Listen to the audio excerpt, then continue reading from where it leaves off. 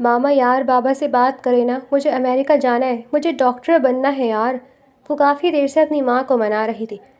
کہیں نہیں جانا تمہیں، تمہارے بابا تمہاری شادی کرنا چاہ رہے ہیں۔ اس کی موم نے صاف انکار کیا تھا۔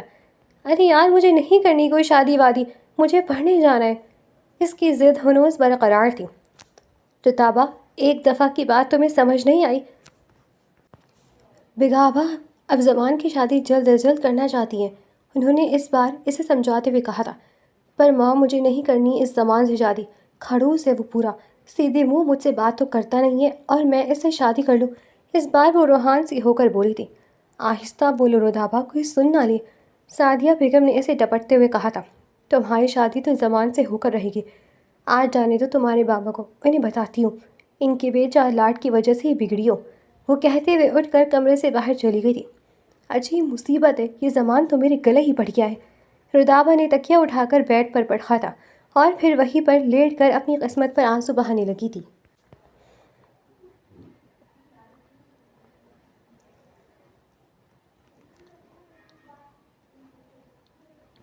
حیات صاحب کے دو بیٹے تھے، سکندر حیات اور احمد حیات۔ سکندر حیات کی شادی ان کی پھپھو کی بیٹی سے ہوئی تھی، جبکہ احمد صاحب کی شادی ان کے کلاس فیلو سے ہوئی تھی۔ سکندر حیات کا ایک بیٹا زمان سکندر اور بیٹی زارا تھی، جبکہ احمد صاحب کی ایک ہی بیٹی رتابہ تھی۔ زمان نے اسٹڈی کمپلیٹ کرنے کے بعد بزنس سنبھال لیا۔ زارا اور رتابہ بیسٹ فرینڈز تھیں۔ زارا نے کالج کے بعد انجینئرنگ میں ایڈمیشن لے لیا تھا، جبکہ رتابہ کا ارادہ امریکہ جا کر ڈاکٹر بننے کا تھا۔ سکندر صاحب اور احمد صاحب نے اپنی آپسی رشتے مضبوط کرنے کے لیے رتابہ اور زمان کی بچپن میں ہی منگنی کر دی تھی۔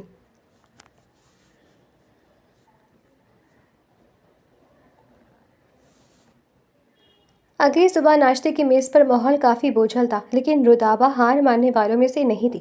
وہ خاموشی سے پلیٹ میں چمچ ہلا رہی تھی، مگر اس کی نظریں بار بار اپنے بابا احمد صاحب پر ٹکی رہی تھی۔ سعدیہ بیگم نے چائے کا کپ حیات صاحب کی طرف بڑھاتے ہوئے رتابہ کو تنبیہ نظروں سے دیکھا، گویا کہہ رہی ہو کہ آج زبان قابو میں رکھنا، مگر رتابہ نے ایک لمبا سانس لیا اور خاموشی توڑ دی۔ بابا میں نے رات بھی ماما سے کہا تھا، میں سنجیدہ ہوں، میرا ایڈمیشن لیٹر کسی بھی وقت آ سکتا ہے اور مجھے امریکہ جانا ہے۔ اس کے لہجے میں جتنا ہو سکا مؤدب رکھا، مگر پھر بھی اس میں ضد نمایاں تھی۔ احمد صاحب نے اخبار ایک طرف رکھا اور گہری نظروں سے اپنی بیٹی کو دیکھا۔ رتابہ بیٹا، تمہارے تایا اور تائی جان نے اگلے ماہ تمہاری اور زمان کی شادی کی تاریخ رکھنے کا سوچا ہے۔ اس وقت تمہارا باہر جانے کا ذکر کرنا مناسب نہیں لگ رہا۔ لیکن بابا شادی تو ہوتی رہے گی، میرا کریئر، میرا خواب، کیا ان کی کوئی اہمیت نہیں؟ میں ڈاکٹر بننا چاہتی ہوں۔ اس نے نوالا پلیٹ میں پٹک دیا۔ رتابہ بدتمیزی مت کرو، سعدیہ بیگم نے اسے ٹوکا۔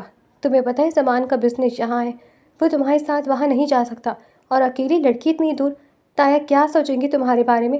وہی تو مسئلہ ہے ماما، سب یہی سوچ رہے ہیں کہ تایا کیا سوچیں گے، کوئی یہ نہیں سوچ رہا کہ رتابہ کیا چاہتی ہے۔ اس کی آواز اب تھوڑی بلند ہو گئی تھی۔ میں زمان سے شادی نہیں کرنا چاہتی یار، بات سمجھیں آپ۔ اسی لمحے ڈائننگ ہال کے دروازے پر زمان نمودار ہوا، جو شاید تایا ابا سے کسی فائل کے سلسلے میں ملنے آیا تھا۔ اس نے رتابہ کی باتیں سن لی تھی۔ اس کے چہرے پر ہمیشہ کی طرح اسپاٹ تاثرات تھے، مگر آنکھوں میں ایک عجیب سی سرد مہری آ گئی۔ رتابہ نے اسے دیکھا تو ایک لمحے کو ٹھٹکی، مگر پھر اسے جتانے والے انداز میں دیکھنے لگی۔ رتابہ نے ایک فیصلہ کو نظر سب پر ڈالی اور کرسی پیچھے دھکیل کر کھڑی ہو گئی۔ ٹھیک ہے، اگر آپ لوگ مجھے باہر نہیں بھیجنا چاہتے تو اب میں بھی آپ کو اپنی شکل نہیں دکھاؤں گی۔ وہ بغیر ناشتہ کیے اپنے کمرے میں چلی گئی اور زور سے دروازہ بند کر دیا۔ سعدیہ بیگم نے ایک ٹھنڈی آہ بھری۔ دیکھا احمد صاحب، آپ کی لاڈ پیار کا نتیجہ، اب یہ لڑکی کھانا پینا چھوڑ کر بیٹھ جائے گی۔ دن ڈھلتا گیا مگر رتابہ کے کمرے کا دروازہ نہیں کھلا۔ دوپہر کے کھانے پر بھی وہ نہ آئی تو احمد صاحب تھوڑے فکر مند ہوئے، لیکن سعدیہ بیگم نے سختی دکھائی۔ چھوڑ دیں اسے، جب بھوک لگے گی تو خود ہی باہر آئے گی۔ مگر رتابہ کا ارادہ پختہ تھا۔ وہ بستر پر اوندھی منہ لیٹی اپنی قسمت کو کوس رہی تھی۔ کمرے میں رکھی پانی کی بوتل بھی ویسے ہی بھری پڑی تھی۔ شام ہوئی تو اس کا سر درد سے پھٹنے لگا، مگر اس نے خود سے عہد کر رکھا تھا کہ جب تک بابا اس کی بات نہیں مانیں گے وہ ایک نوالا بھی حلق سے نہیں نیچے اتارے گی۔ رات کی 9 بج رہی تھی جب احمد صاحب خود ٹرے لے کر آ گئے۔ رتابہ بیٹا اٹھو، دیکھو تمہاری پسند کے کباب بنوائے ماما سے۔ انہوں نے اسے دروازہ کھولنے کے لیے کہا۔ رتابہ نے آ کر دروازہ کھول دیا۔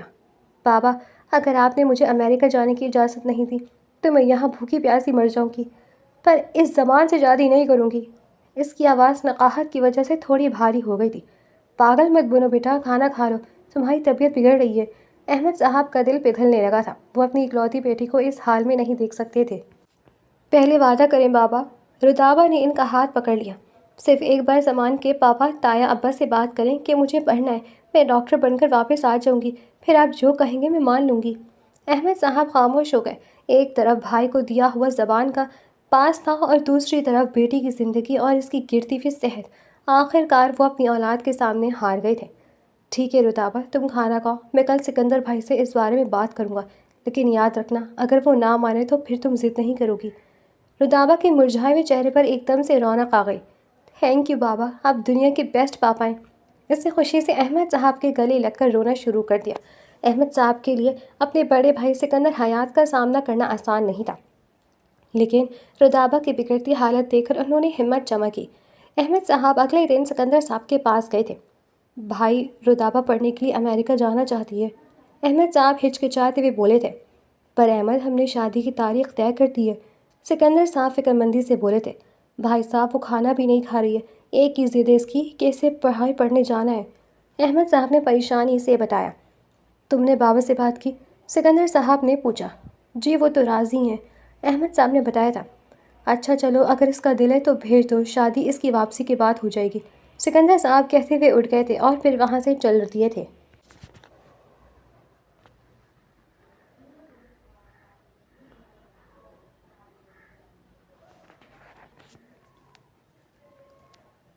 احمد صاحب رتابہ کے کمرے میں آئے تھے۔ اس نے سوالیہ نظر سے بابا کو دیکھا۔ احمد صاحب کے لبوں پر ایک دھیمی سی مسکراہٹ دیکھ کر اس کے دل کی دھڑکن تیز ہو گئی۔ رتابہ بیٹا، تمہارے تایا ابا مان گئے ہیں، تم امریکہ جا رہی ہو۔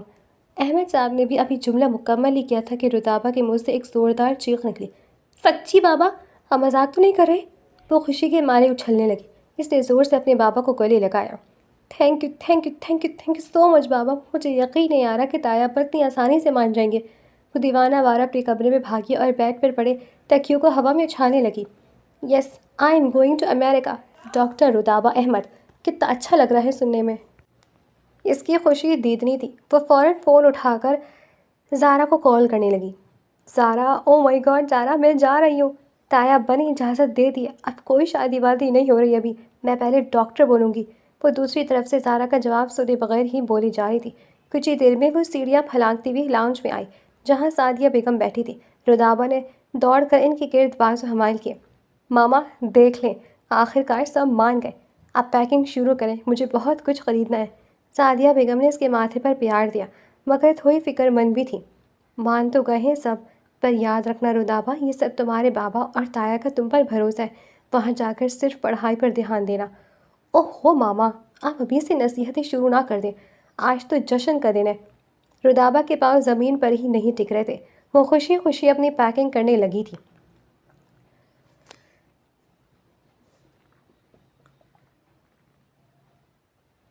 رتابہ کی روانگی کا دن آن پہنچا تھا۔ گھر بھر میں ایک گہما گمی کا سما تھا۔ رتابہ خوشی سے پھولے نہ سما رہی تھی۔ جہاں اسے جانے کی خوشی تھی وہاں اسے اپنے ماں باپ سے دور جانے کا دکھ بھی تھا۔ سامان گاڑی میں رکھا جا چکا تھا۔ احمد صاحب، سعدیہ بیگم، سکندر صاحب اور زارا سبھی ایئرپورٹ جانے کے لیے تیار کھڑے تھے۔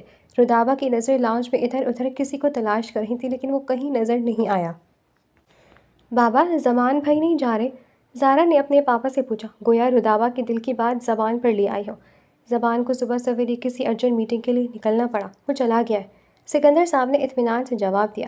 رتابہ نے ایک ٹھنڈی آہ بھری۔ عجیب انسان ہے، اتنا بڑا دل ہے میرا اور اس کھڑوس کے پاس 5 منٹ بھی نہیں تھے کہ ایئرپورٹ تک ہی آ جاتا۔ چلو اچھا ہے، ویسے بھی اس کا چہرہ دیکھ کر میرا موڈ خراب ہی ہونا تھا، اس نے دل میں سوچا، مگر ایک انجانی سی خلش ابھی بھی باقی تھی۔ ایئرپورٹ کے ڈپارچر گیٹ پر ماحول کافی جذباتی ہو گیا تھا۔ سعدیہ بیگم نے روتے ہوئے رتابہ کو دعائیں کے سائے میں رخصت کیا۔ احمد صاحب نے اپنی بیٹی کے سر پر ہاتھ رکھا، ان کی آنکھیں بھیگی ہوئی تھیں۔ اپنا بہت خیال رکھنا بیٹا اور خوب دل لگا کر پڑھنا، احمد صاحب نے اسے گلے لگاتے ہوئے کہا۔ زارا نے اسے زور سے بھیجا، تم بہت یاد آؤ گی پاگل، جلدی سے ڈاکٹر بن کر واپس آنا۔ رتابہ سے مل کر اندر کی طرف بڑھنے لگی۔ اس نے ایک نظر سب کو دیکھا اور اندر کی جانب بڑھ گئی۔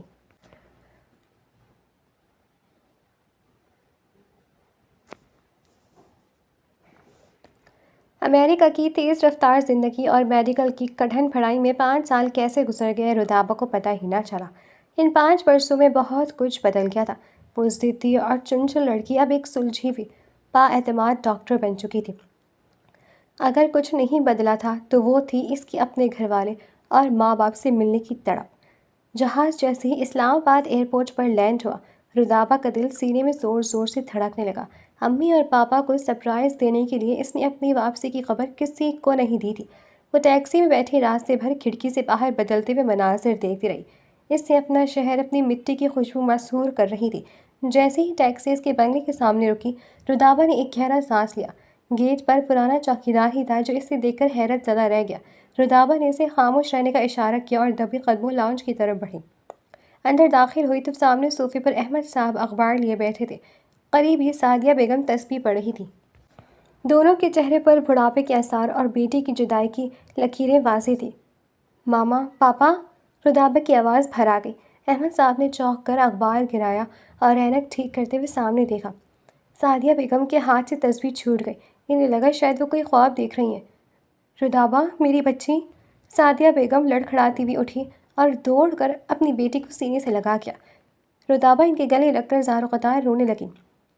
5 سال کی دوری کے تمام بندھن آنسوؤں کی صورت بہہ نکلے۔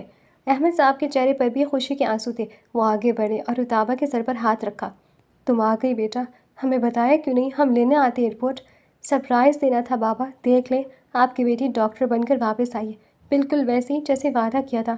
رودابہ نے ان کے ہاتھ چومتے ہوئے فخر سے کہا، جیتی رہو میری جان، آج تو جیسے اس گھر کی رونق ہی لوٹ آئی ہے۔ سعدیہ بیگم نے اس کی بلائی لیتے ہوئے کہا، احمد صاحب سنیں، جلدی سے بھائی صاحب سکندر حیات کو فون کریں اور بتائیں کہ میری بیٹی واپس آ گئی ہے۔ رودابہ مسکراتے ہوئے ان کے چہرے کی خوشی کو دیکھ رہی تھی۔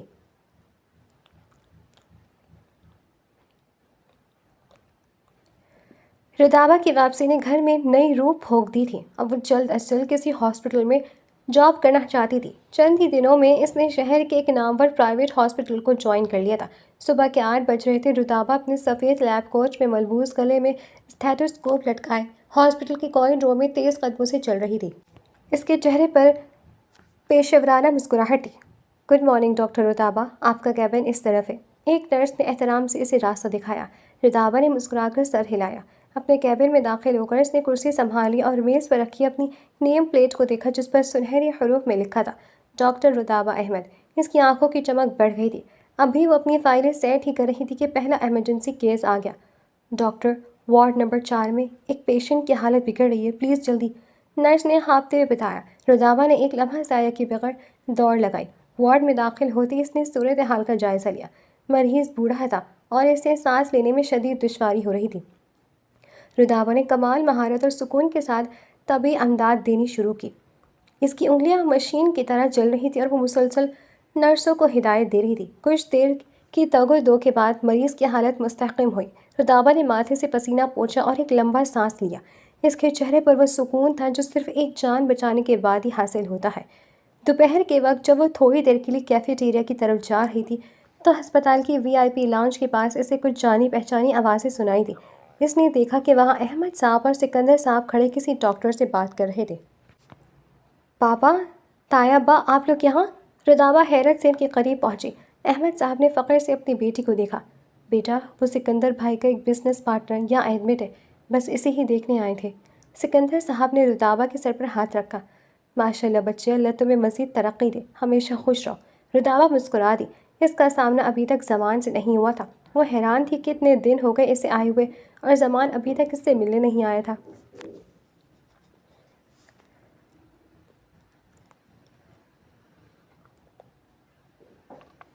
اگلے دن ہسپتال کے کوریڈور میں افراتفری مچی ہوئی تھی۔ ایک نوجوان مریض جو بظاہر کسی حادثے کا شکار لگ رہا تھا، وارڈ میں کسی کے قابو نہیں آ رہا تھا۔ وہ بیڈ سے اٹھنے کی کوشش کر رہا تھا اور وہاں موجود عملے کو دھکے دے رہا تھا۔ ڈاکٹر رودابہ، پلیز جلدی آئیے، ایمرجنسی وارڈ میں ایک مریض ہے جو نہ تو BP چیک کروا رہا ہے اور نہ ہی کسی کو قریب آنے دے رہا ہے، وہ بہت ایگریسو ہو رہا ہے۔ نرس نے ہانپتے ہوئے رودابہ کے کیبن کا دروازہ کھولا اور اطلاع دی۔ رودابہ نے فوراً اپنا اسٹیتھوسکوپ اٹھایا اور تیزی سے وارڈ کی طرف بھاگی۔ کیا مسئلہ ہے؟ سیکیورٹی کو کیوں نہیں بلایا؟ اس نے چلتے ہوئے پوچھا۔ ڈاکٹر، وہ کسی کی نہیں سن رہا، بس چلا رہا ہے کہ اسے یہاں سے جانا ہے، نرس نے پریشانی سے بتایا۔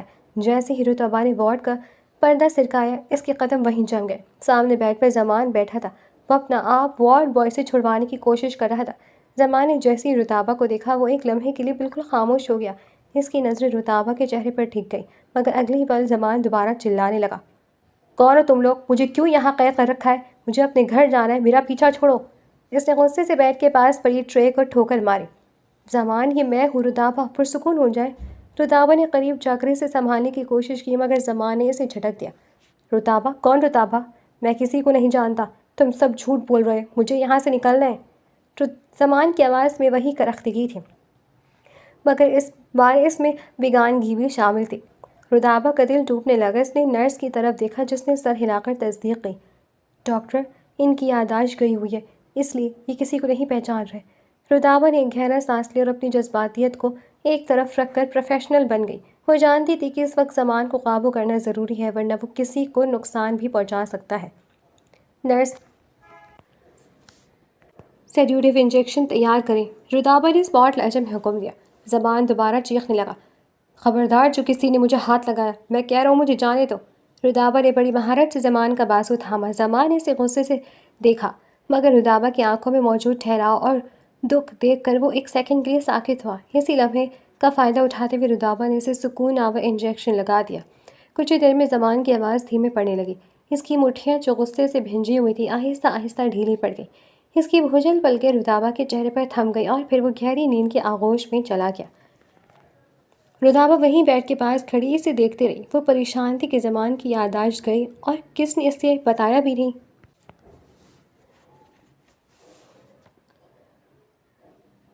رتابہ ہسپتال سے گھر واپس آئی تو اس کا دل بوجھل اور ذہن سوالوں کی آماجگاہ بنا ہوا تھا۔ وہ سیدھی لاؤنج میں پہنچی، جہاں احمد صاحب اور سعدیہ بیگم بیٹھے تھے۔ رتابہ کو دیکھتی وہ دونوں کھڑی ہو گئے۔ رتابہ، تم آ گئی؟ زبان کیسا ہے؟ اس کی طبیعت کیسی ہے اب؟ احمد صاحب نے بے چینی سے پوچھا۔ رتابہ نے ایک گہری نظر اپنے بابا اور ماما پر ڈالی۔ اس کی آنکھوں میں گلہ اور دکھ صاف جھلک رہا تھا۔ اس نے بیگ صوفے پر پٹکا اور بھرائی ہوئی آواز میں پوچھا، زمان کی یادداشت کیسے گئی پاپا؟ اور سب سے بڑھ کر یہ کہ مجھ سے یہ اتنی بڑی بات کیوں چھپائی گئی؟ احمد صاحب اور سعدیہ بیگم نے ایک دوسرے کی طرف دیکھا اور خاموش ہو گئے۔ ان کی خاموشی رتابہ کے صبر کا پیمانہ لبریز کر رہی تھی۔ بولے، پاپا، وہ شخص مجھے پہچاننے انکاری ہے۔ وہ چیخ رہا ہے کہ وہ کسی رتابہ کو نہیں جانتا۔ اسے تو یہ بھی نہیں پتہ کہ وہ کون ہے۔ یہ سب کب اور کیسے ہوا؟ رتابہ کی آواز اونچی ہو گئی۔ احمد صاحب نے ایک ٹھنڈی آہ بھری اور اسے بیٹھنے کا اشارہ کیا۔ بیٹا، آج سے تقریباً 2 سال پہلے زمان ایک بزنس ٹرپ سے واپس آ رہا تھا کہ اس کی گاڑی کا بہت برا حادثہ ہوا۔ اسے سر پر گہری چوٹ آئی تھی۔ وہ کئی دن کوما میں رہا اور جب ہوش میں آیا تو اسے اپنی زندگی کا کچھ یاد نہیں تھا۔ 2 سال پہلے؟ رتابہ صدمے سے وہیں بیٹھ گئی۔ 2 سال سے وہ اس حال میں ہے اور آپ لوگوں نے مجھے ایک لفظ تک نہیں بتایا۔ آپ لوگ مجھے بتاتے تو دیتے یار۔ سعدیہ بیگم نے آگے بڑھ کر رتابہ کا ہاتھ تھاما۔ بیٹا، ہم نے بہت سوچا کہ تمہیں بتا دیں، پر تمہارے پاپا اور تایا ابا نے منع کر دیا۔ تم وہاں اکیلی تھی، میڈیکل کی پڑھائی کا آخری اور سب سے مشکل مرحلہ تھا۔ ہم نے سوچا اگر تمہیں پتہ چلا تو تم سب کچھ چھوڑ کر واپس بھاگ آؤ گی اور تمہارا کریئر تباہ ہو جائے گا۔ ہم نہیں چاہتے کہ تم پریشان ہو کر اپنی محنت ضائع کرو۔ پریشانی؟ ماما، کیا آپ کو لگتا ہے کہ اب مجھے یہ جان کر سکون ملا ہے؟ رتابہ کی آنکھوں سے آنسو بہہ نکلے۔ بیٹا، تایا ابی کی بھی یہی خواہش تھی کہ تم اپنی تعلیم مکمل کر کے ہی واپس آؤ۔ زمان کا علاج چل رہا تھا، ہمیں امید تھی کہ وہ ٹھیک ہو جائے گا، پر ڈاکٹرز نے کہا ہے کہ اس پر زبردستی نہیں کرنی، اسے خود یہاں نادن دو۔ احمد صاحب نے ندامت سے کہا۔ رتابہ کچھ دیر وہاں رہی اور پھر اپنے کمرے میں چلی گئی تھی۔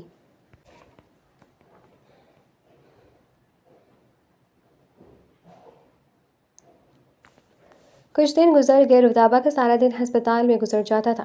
ایک شام احمد صاحب اور سعدیہ بیگم ایک قریبی رشتہ دار کی تقریب میں شرکت کے لیے باہر گئے ہوئے تھے اور رتابہ سر درد کی وجہ سے گھر پر ہی رک گئی تھی۔ رات کا وقت تھا۔ رتابہ اپنے کمرے میں بیڈ پر بیٹھی کچھ فائلز دیکھ رہی تھی کہ اچانک پورے گھر کی لائٹ چلی گئی۔ گھپ اندھیرا چھا گیا۔ اس نے موبائل اٹھانا چاہا، مگر اسے احساس ہوا کہ وہ چارجنگ پر دوسرے کونے میں لگا ہے۔ کمرے میں مکمل خاموشی تھی، مگر پھر اسے محسوس ہوا جیسے کوئی اور بھی وہاں موجود ہے۔ اس کے اعصاب تن گئے۔ اس سے پہلے کہ وہ چیختی یا وہاں سے بھاگنے کی کوشش کرتی، اندھیرے میں سے ایک سایہ نمودار ہوا اور کسی نے بجلی کی سی تیزی سے اسے اپنی گرفت میں لے لیا۔ ایک مضبوط ہاتھ اس کی کمر کے گرد حمائل ہوا اور دوسرے ہاتھ کی سخت ہتھیلی نے رودابا کے ہونٹوں کو سختی سے بھیج لیا تاکہ اس کی آواز باہر نہ نکل سکے۔ رودابا کا دل جسے حلق میں آ گیا تھا، وہ بری طرح تڑپنے لگی، مگر اس شخص کی گرفت آہنی تھی۔ تبھی اس کے کان کے پاس وہی جانی پہچانی روب دار اور مدھم آواز گونجی جس نے رودابا کے خون کو منجمد کر دیا۔ تم مجھے چھوڑ کر چلی گئی تھی نا؟ رودابا کی آنکھیں حیرت سے پھیل گئی۔ یہ آواز، یہ تو زمان کی تھی۔ تمہیں کیا لگا میں تم سے انجان ہوں؟ اس کے لہجے میں وہی پرانی کاٹ تھی، مگر اس بار اس میں ایک جنون بھی شامل تھا۔ میں تم پر ہر وقت تم پر نظر رکھتا تھا، تم نے سوچا کہ میں سب بھول گیا ہوں؟ اس نے رودابا کے ہونٹوں سے ہاتھ ہٹایا، مگر اسے خود سے دور نہیں کیا۔ رودابا ہانپ رہی تھی، اسے سمجھ نہیں آ رہا تھا کہ یہ خواب ہے یا حقیقت۔ زمان، آپ تو سب بھول چکے تھے، آپ کو تو کچھ یاد نہیں تھا۔ وہ ہکلاتے ہوئے بولی۔ زمان نے اسے مسیح دیوار کے ساتھ لگایا، اندھیرے میں اس کی آنکھیں چمک رہی تھیں۔ کچھ چیزیں دماغ بھول سکتا ہے رودابا، پر یہ دل نہیں۔ اب تم واپس آ گئی تو میں تمہیں کہیں نہیں جانے دوں گا۔ اب تم ڈاکٹر رودابا احمد ہو نا، تو اب میرا علاج کرو، کیونکہ میں تمہیں خود سے دور کرنے کا رسک اب دوبارہ نہیں لے سکتا۔ رودابا ساکت کھڑی سے دیکھتی رہ گئی۔ وہ جسے لاچار سمجھ کر اس کا علاج کرنا چاہ رہی تھی، وہ تو خود اس کا شکاری نکلا۔ رودابا کے تن بدن میں سنسنی دوڑ گئی۔ وہ جو پچھلے کئی دنوں سے ایک لاچار مریض سمجھ کر اس پر ترس کھا رہی تھی، اس وقت زمان کے لہجے کی تمازت اور انکشاف نے اسے گنگ کر دیا تھا۔ زمان کی گرفت اب بھی اس کی کمر پر مضبوط تھی، جیسے وہ اسے یہ یقین دلا رہا ہو کہ وہ اب کہیں نہیں جا سکتی۔ زمان، یہ آپ کیا کہہ رہے ہیں؟ رودابا نے بمشکل اپنی آواز مجتمع کی اور اس کا ہاتھ ہٹاتے ہوئے اس کے سامنے ہوئی۔ آپ کی تو یادداشت چلی گئی تھی نا؟ ڈاکٹرز، پاپا، تائی ابا، سب تو یہی کہہ رہے ہیں کہ آپ کسی کو نہیں پہچانتے، پھر یہ سب کیا ہے؟ اس نے اندھیرے میں زمان کے چہرے کے نقوش پڑھنے کی کوشش کی، مگر وہاں سوائے ایک گہری پراسراریت کے کچھ نہ تھا۔ زمان اس کے سوال پر ذرا پیچھے ہٹا۔ کمرے کی کھڑکی سے چھنتی چاندنی کی مدھم سی روشنی اس کے چہرے کے ایک حصے پر پڑ رہی تھی۔ اس کے چہرے پر پراسرار مسکراہٹ تھی۔ وہ خاموش رہا۔ اس کی خاموشی رودابا کے اعصاب پر ہتھوڑے برسا رہی تھی۔ زمان، میں آپ سے کچھ پوچھ رہی ہوں، کیا یہ سب ایک ناٹک تھا؟ رودابا نے تھوڑی ہمت جتا کر اسے غصے سے دیکھا۔ زمان نے جواب دینے کے بجائے اپنا ہاتھ بڑھایا اور رودابا کے گال کو اپنی انگلی کے پور سے چھوا۔ اس کا لمس برف جیسا ٹھنڈا تھا، مگر رودابا کو اپنے اندر آگ لگتی بھی محسوس ہوئی۔ اس نے ایک لفظ کہے بغیر اپنی وہ پراسرار مسکراہٹ برقرار رکھی، جیسے وہ رودابا کو ایک ایسی پہیلی میں الجھائے رکھنا چاہتا ہو جس کا جواب صرف اس کے پاس تھا۔ پھر وہ آہستگی سے مڑا اور بغیر پیچھے دیکھے دبے قدموں کمرے سے باہر نکل گیا۔ رودابا وہیں ساکت کھڑی رہ گئی۔ اس کے ذہن میں ہزاروں سوال گردش کر رہے تھے۔ اگر اسے یہ سب یاد تھا تو وہ اتنے سال خاموش کیوں رہا؟ اگر اسے سب یاد تھا تو اس نے ہسپتال میں اسے پہچاننے سے انکار کیوں کیا؟ اور سب سے بڑھ کر کہ وہ اب کیا چاہتا ہے؟ وہ کمرے میں تنہا کھڑی رہ گئی تھی۔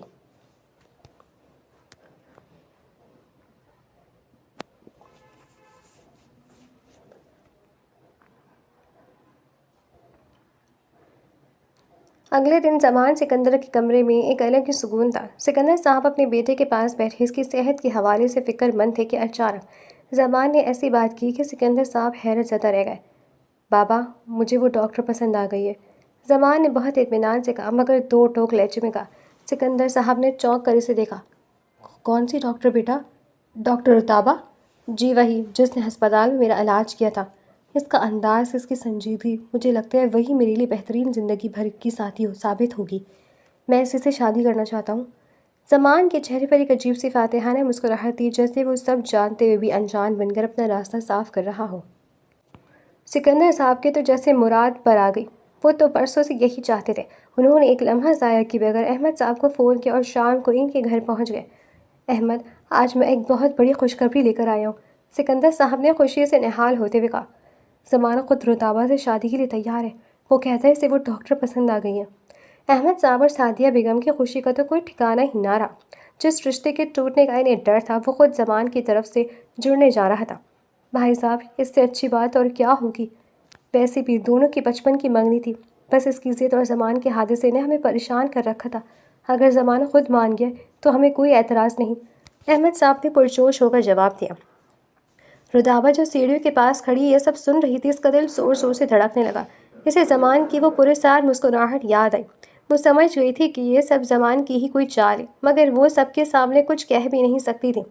دونوں بھائیوں نے اسی وقت مٹھائی منگوائی اور اگلے ہی ماہ کی تاریخ طے کر دی۔ اگلے مہینے کی 15 تاریخ کو بارات آئے گی۔ سکندر صاحب نے اعلان کیا۔ پورا گھر خوشیوں سے بھر گیا، مگر رودابہ اپنے کمرے میں جا کر سوچنے لگی کہ زمان کیا کھیل کھیل رہا ہے۔ وہ ڈاکٹر بن کر واپس تو آ گئی تھی، مگر اب وہ اپنے ہی منگیتر کے بچھائے ہوئی محبت اور اصرار کے جال میں قید ہونے والی تھی۔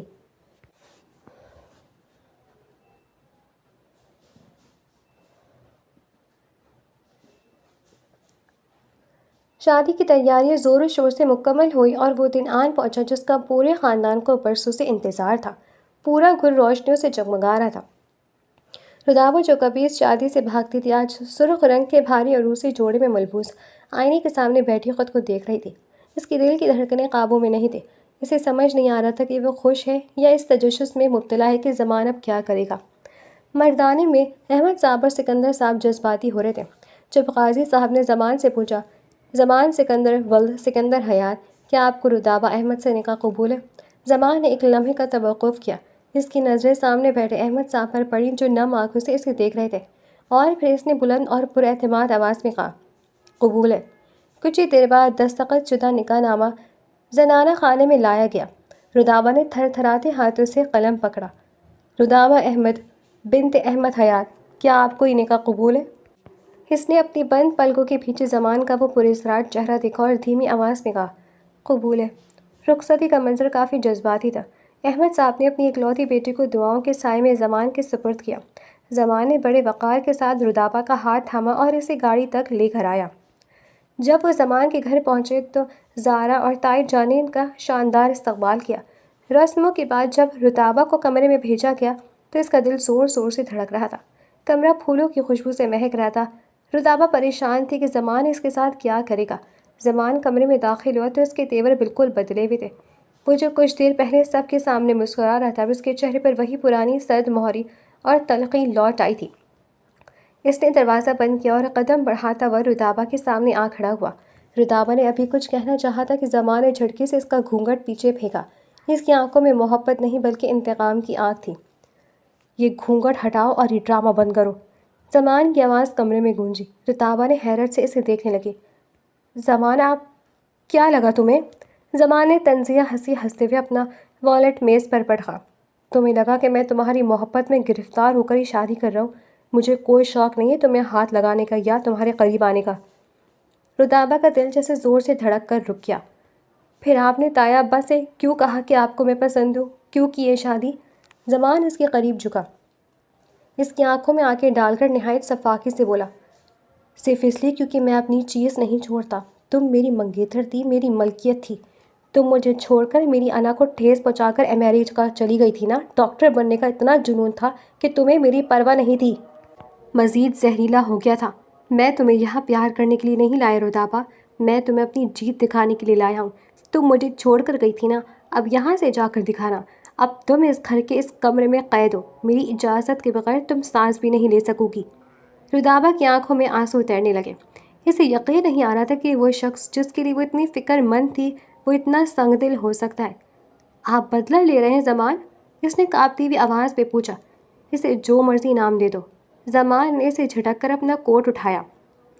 آج سے تم اس گھر کی بہو ہو، لیکن میرے لیے صرف ایک ہاری ہوئی ضدی لڑکی ہو۔ ابھی کپڑے بدل کر سو جاؤ۔ وہ یہ کہہ کر صوفے کی طرف بڑھ گیا اور رودابہ اپنے سرخ جوڑے میں سجی بیت کے کنارے بیٹھی اپنی قسمت پر آنسو بہانے لگی۔ زمان صوفے کی طرف بڑھ گیا اور اپنا کوٹ ایک طرف ڈال کر وہاں لیٹنے کی کوشش کرنے لگا، مگر صوفہ اس کے قد کے لحاظ سے چھوٹا تھا۔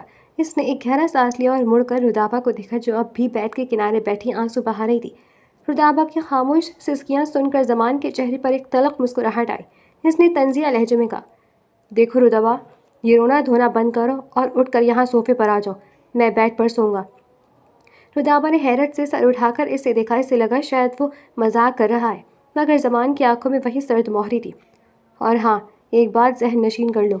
زمان نے اسے سر سے پاؤں تک حقارت بھری نظروں سے دیکھا اور بولا، تم اتنی بھی خوبصورت نہیں ہو کہ میں تمہیں ہاتھ لگاؤں یا تمہارے قریب آنے کے بہانے ڈھونڈوں، اسی لیے یہ ڈر نکال دو کہ میں تمہارے ساتھ بیڈ شیئر کرنا چاہتا ہوں۔ رودابہ کو لگا جیسے کسی نے اس کے منہ پر تھپڑ مارا ہو۔ اس کی انا بری طرح مجروح ہوئی تھی۔ میں صرف اس لیے کہہ رہا ہوں کیونکہ صرف چھوٹا ہے، صوفہ چھوٹا ہے اور مجھے اپنی نیند خراب کرنے کا کوئی شوق نہیں ہے۔ تم یہاں آ کر لیٹ جاؤ، میں بیڈ پر سکون سے سونا چاہتا ہوں۔ زمان نے بڑی ہی بے رخی سے حکم دیا۔ رودابا نے اپنے آنسو پوچھا اور غصے سے کھڑی ہو گئی۔ اس نے اپنا بھاری لہنگا سنبھالا اور تکیہ اٹھا کر صوفے کی طرف بڑھ گئی۔ آپ کو کہنے کی ضرورت نہیں ہے زمان صاحب، مجھے بھی اپنی قریب آنے کا کوئی شوق نہیں ہے، اس نے چبا چبا کر کہا۔ وہ صوفے پر سمٹ کر لیٹ گئی جبکہ زمان سکون سے بیڈ پر لیٹ کر آنکھیں بند کر گیا۔ کمرے میں خاموشی چھا گئی تھی مگر رودابا کے دل میں ایک طوفان برپا تھا۔ اسے سمجھ آ گیا تھا کہ زمان اسے صرف قید ہی نہیں کرنا چاہتا بلکہ وہ اس کی عزت نفس کو لمحہ بلمحہ کچلنے کا ارادہ رکھتا ہے۔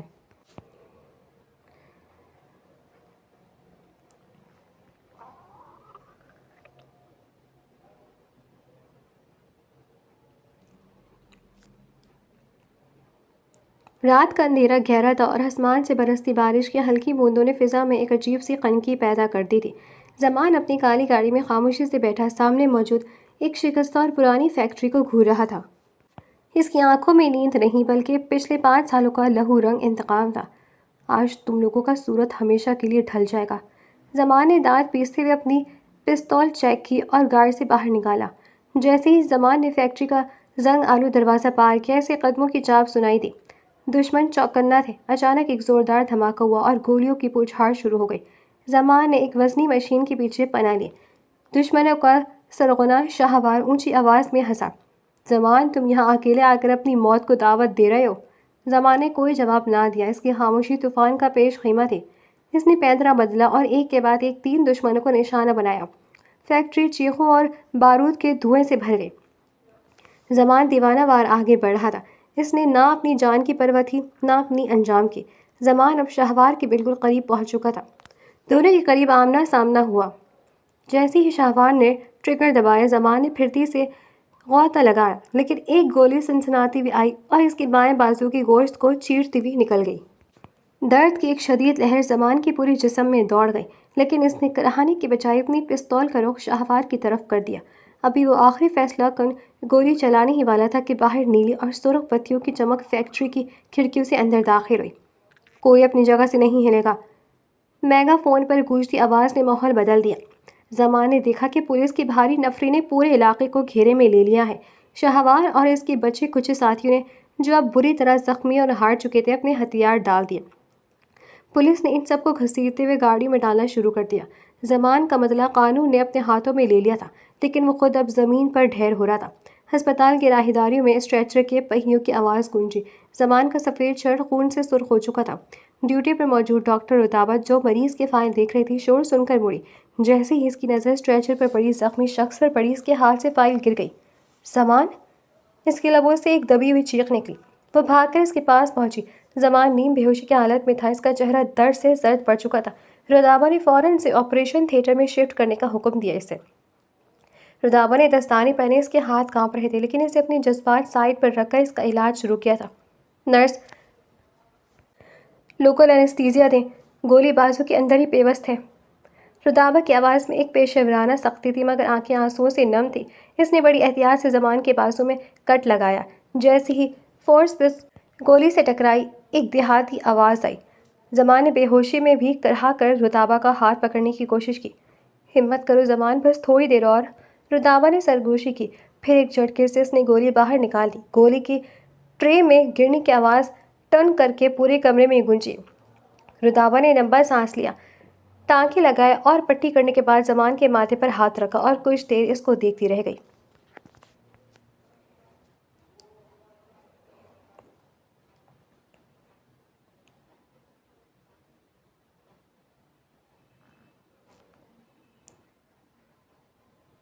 زمان کو ہسپتال سے ڈسچارج کر کے گھر لایا گیا تو پورے گھر میں خاموشی چھائی ہوئی تھی۔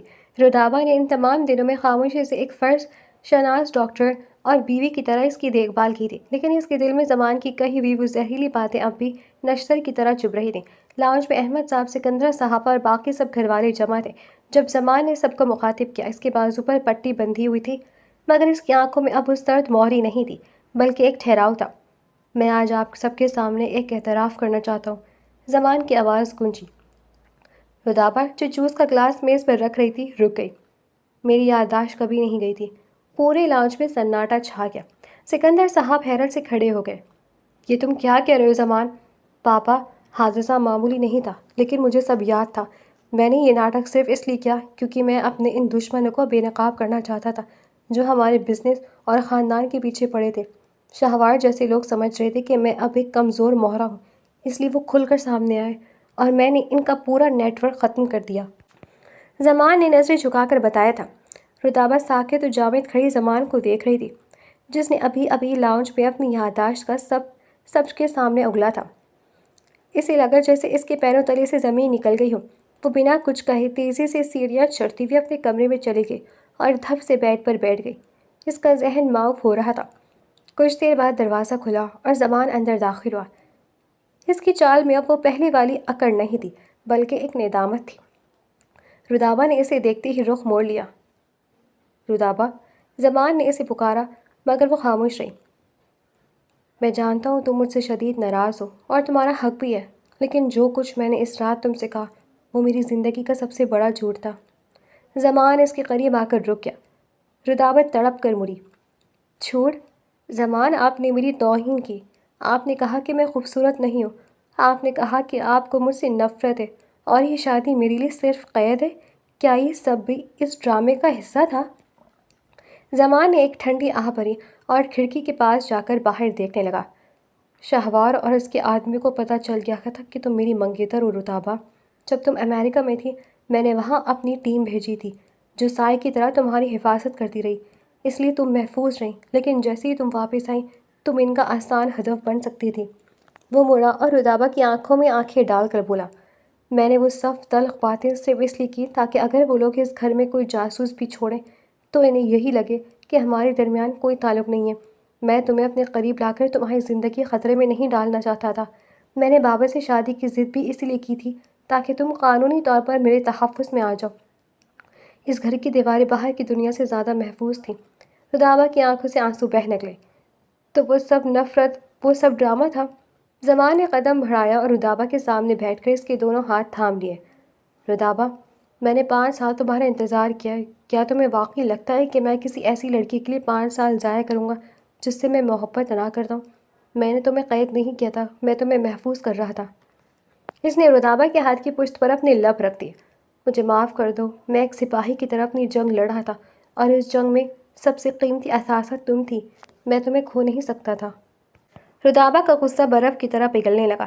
اسے اس شخص کی قربانی اور اس کے کرب کا احساس ہوا جو محبت کرتے ہوئے بھی نفرت کو لبادہ اوڑھے رہا۔ اس نے روتے ہوئے اپنا سر زمان کے کندھے پر رکھ دیا اور زمان نے اسے اپنے حصار میں لے لیا۔ رتابہ نے جب زمان کی آنکھوں میں ندامت اور محبت کی وہ سچی تڑپ دیکھی تو اس کے دل کے تمام گلے شکوے ایک پل میں مٹ گئے۔ زمان نے اس کا بھیگا ہوا چہرہ اپنے ہاتھوں کے پیالے میں بھرا اور انتہائی نرمی سے اس کے آنسو پوچھے۔ اب بس رتابہ، بہت رو لی تم، اب تمہارے چہرے پر صرف مسکراہٹ ہونی چاہیے۔ زمان کی آواز میں اب وہ روب نہیں بلکہ ایک عجیب سی مٹھاس تھی۔ اس نے رتابہ کو سہارا دے کر بیڈ پر بٹھایا اور خود اس کے سامنے صوفے کے بجائے بیڈ پر ہی اس کے قریب بیٹھ گیا۔ آج ان کے درمیان وہ فاصلہ نہیں تھا جو زمان نے زبردستی پیدا کیا تھا۔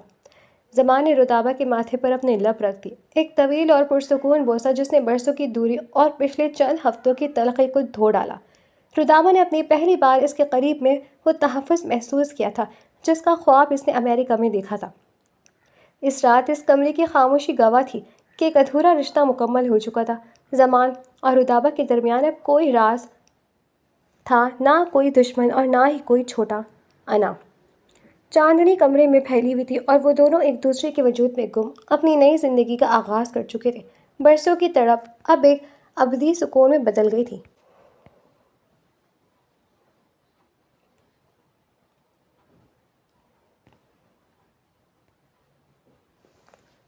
زمان کی محبت صرف لفظوں تک محدود نہیں رہی۔ کچھ عرصہ گزرنے کے بعد ایک صبح زمان رتابہ کو شہر کے پرسکون علاقے میں لے گیا جہاں ایک بہت ہی خوبصورت اور جدید طرز کی عمارت مکمل ہو چکی تھی۔